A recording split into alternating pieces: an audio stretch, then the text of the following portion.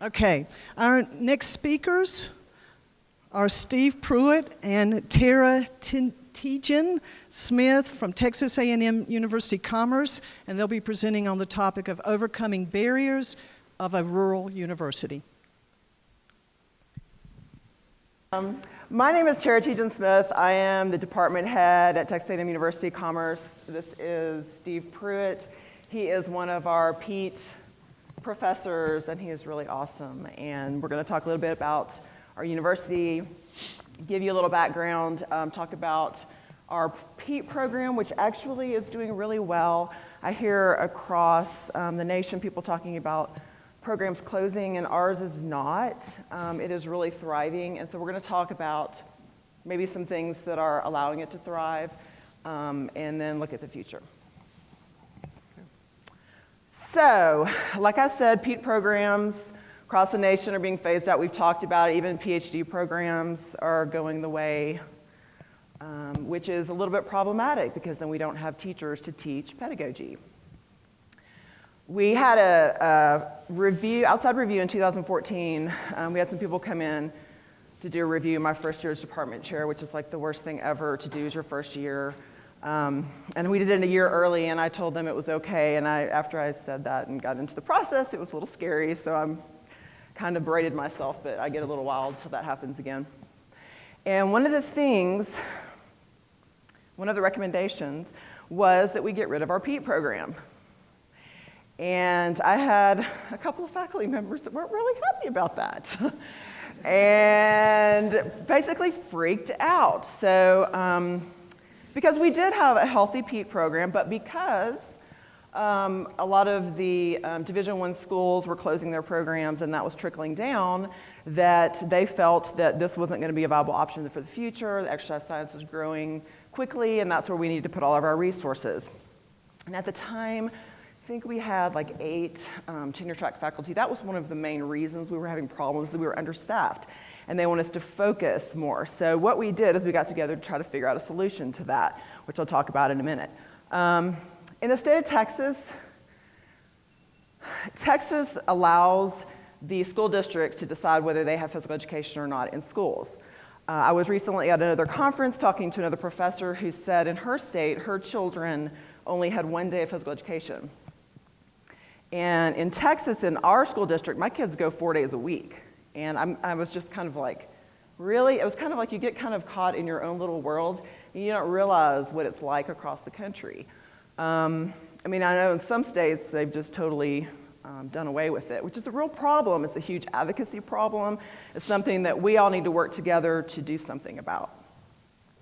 Also, as I talked about before, our field in general is growing. Kinesiology in general is growing. And so there are some sexier fields that people are wanting to go into. Oh, I want to be a PT. I hear that from half of our majors who will never go there. They have really high dreams, and you know, it's good to have those aspirations, but we always try to give them a backup plan. Let's figure out a backup plan. Next slide. A&M Commerce, we have around 13,000 students. When I first started in 2003, we had 8,000. So we've grown quite a bit. We've grown quite quickly. When I first started in the department, we had 6 tenure track faculty. We had around 350 students overall. We're about an hour northeast of Dallas. So we're kind of close to the Metroplex, but we're also kind of isolated. We have, university-wide, we're about 60% undergraduate programs, about 40% graduate, which is kind of an anomaly. We are a D2, R2 institution, which we're kind of in the middle there too. So sometimes we don't know what we want to do. We have faculty, our faculty load is 4-4, and we're an R2. I mean, we're struggling. We're trying to lower the loads. We're trying to serve students. I mean, we're trying to figure out who we are. So we as a department decided to figure out who we were and let the university just do their thing. And here's our location. I'm going to start talking about just some barriers as to where we're at, and I did talk about our location. It's a good thing and it's a bad thing. A lot of times people don't know who we are, or if they hear Texas A&M, they think mothership. That's what we call the mothership, because we are in the Texas A&M system. In 1996, we joined the Texas A&M system. But people don't understand that we're not a satellite campus. We're actually our own institution. We have a different mascot and everything, football team, whatever. So another big barrier is a lack of local practicum and internship sites. We can create those, but people aren't going to get jobs. We live in a town, 8,000, and our university is 13,000 on top of that. So we're probably 45 minutes from even the outskirts of the Dallas DFW area. And this is what I talked about before. We won the Division II National Championship this year, which actually some people in Texas know who we are now, and that we're not A&M. I mean, over the years, I've had faculty apply for jobs, and they think they're applying to College Station, and I'm like, no, that's not where you're applying. So, some ways it's good, some days it's not. And it's really exciting. We were in Kansas City. It was really exciting. Woo woo, for us anyway. All right, so undergraduate enrollment by major, and I know a little bit about this because I was there. This is as far back as I could go. We have a web-focused system that we can pull data from. Sometimes it's not super reliable, so you have to go in and make sure things are coded correctly, that students are in the right majors, that kind of thing. And right around 2006, 2007, we had an athletic training program. We did not have an exercise science program. We did not have a sport recreation management program. We had a kinesiology degree that had some tracks to it, and we had a health program. And the kinesiology degree, you could go PET, or you could just graduate in kinesiology. And then we didn't really know what you were going to do after that, but you graduated and you had a degree. And then health was the same way. We had health teacher certification, and then at the time there were jobs in health. And then if you just graduated in health, you just kind of went off into the sunset, and a lot of times didn't even get a job in our field. So that was a problem. And as you can see, we started a sport and rec management program. This is exercise science right here. Like most people, it's taken off. We had a public health program, and that started going up. Sport rec management's been growing as the purple has been just slowly going up and up.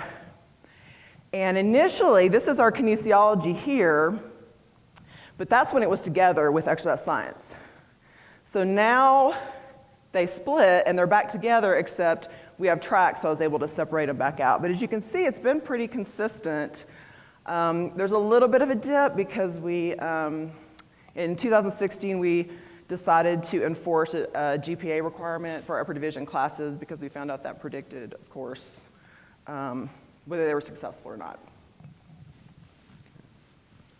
So looking at more of kind of, you've got our background, where are we coming from? And I think a lot of presenters have done that. So it gives you a better concept, a better framework of what we've done. And again, we're just one school, and you'll hear a lot of information that we have, that we've done, that you've probably done at your own institution. So whether we all got it right, whether we're right in the perfect storm of faculty, students, environment, administration, that's what it is. But what we've kind of thought were our top successes, overcoming those barriers. Location, as Tara said, being a good hour barring interstate construction, which has been going on for 10 years and predicted for 10 years more. Students who are coming from the Metroplex, it's going to take a good hour to get to campus. And while we have 13,000 students enrolled, we have beds for, I think, just under 3,000 on campus. So how do we do that? But on the flip side, our location is good because we're getting a lot of students from the Metroplex. They can go back and do some of the internships that, the experiential learning that we'll talk about. We have a streamlined curriculum, and I think one of our keys is this point here, the experiential learning. So what is our curriculum? It's probably what you guys have. They have the anatomy, physiology track, kines and biomech, go all the way through adapted physical activity. That was my contribution. So again, this is probably familiar. But our biggest successes, feels weird kind of bragging on myself, but you gotta toot your own horn. Speaking for myself and for the rest of the faculty, I think this may be one of the biggest things. Majority of us have experience outside of higher ed. Before I went back into school, I was a health, PE, and science teacher for 12 years. Another colleague in the sport and rec management was in Division I compliance in athletics. Another, our ex-phys person, has done research at the in the UT system. One of our adjuncts is goalkeeping coach for the FC Dallas Academy.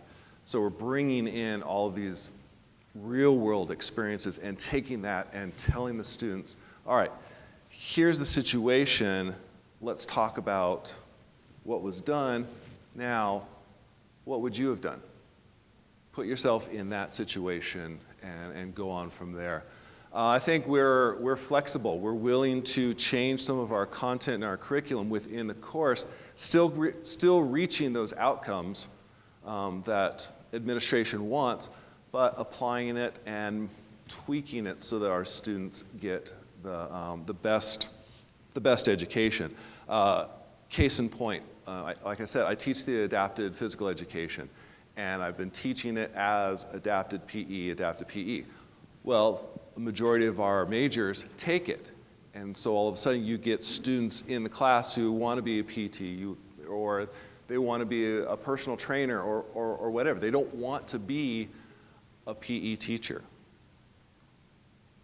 There goes your relatedness. Why do I have to take this? So I thought about that and go, well, as kinesiologists, as exercise science people, as humans, we have a responsibility to improve, to increase physical activity for everyone. And so by just changing that and say, now, here's the foundation of adapted, what are you gonna do? Think about what you want to do when you grow up. Now apply what we've learned. So I think that's been very successful. And we have a lot of alumni within the Metroplex in various positions. And so we've just kind of kept growing and growing and growing. Some of our experiential learning, hands-on assignments. We take these assignments, and it's not just write a paper or write theory, something like that, but go and do. I'm in charge of the wheelchair basketball. This will be our 3rd year. Our sport and rec management professor came up to me and says, I've got an idea. I'm going to make it a class project. Everyone in my design class is going to run the wheelchair basketball. You just kind of be the godfather. What you say goes, but they're going to be your grunts. I'm like, works for me. So, and he's dividing them in. And so they're learning how to run an event. What does it take? Well, you got to talk to athletics, make sure it's okay to use the gym. You've got to, it's a fundraiser for our local Special Olympics. Well, if it's a fundraiser, where are you going to get the funds? How are you going to do that? And so it's just kind of this whole experience as they go along. Internships and service learning. All of our students are required to complete an internship, whether it's our teacher ed students who are doing their student teaching, or our general human performance, where they're doing 3 to 6 credit hours of experience as they go along. So future directions, give it back to Tara. We now have around 800 majors, and I told our dean 3 years ago when he started that I was not going to market our programs anymore until I got more faculty. And he just kind of looked at me like, really? And I'm like, yes, really. We were overextending ourselves. Now we have 14 faculty, and it's getting better. Developing a strategic plan helps with that. We have, like I said, around 800 students. And some of the things we've started doing and that we will continue to do in the future is articulation agreements with community colleges. We have one with Collin College, which is north of Dallas, with our sport management program. And so they spend 2 years there and 2 years on campus. And sometimes actually they end up on our campus sooner just because then they know about our programs. I've been approached by several other community colleges about developing those. It does take time. It is challenging to a degree. It'll take a couple of years to really get something solidified. But once it's done, it's kind of an easy flow of students. So we have presence on community college campuses, recruiting events. I'm working on hiring someone to do that for us. We do have someone who does that for our grad programs. We are within the School of Nursing and Health Sciences, and that is one thing I would like to do for the entire school, so maybe I can use nursing. I've been using nursing as kind of a pull to get resources. And then we have on-campus activities that go along. We've also started developing advisory councils. We have a sport management advisory council with people from like the Dallas Cowboys, FC Dallas, the big recreation facilities in the DFW area, just different types of areas. We're gonna do that with all of our degree programs. And we're in the middle of building our brand new School of Nursing and Health Sciences building, which is above the ground now, and I'm really excited about that. And we get the entire first floor. Click to the next one. And this is something we fought for and got. Is our new gym that is only our gym because we've been sharing a gym with athletics for years and years and years and years. So we're so excited. And we just had the meeting for like security and doors, and they're like, so you want that to be an open area? I'm like, no, we're gonna use it like a classroom. So this is kind of where we're at, and students are being drawn in because of it. So. Thank you.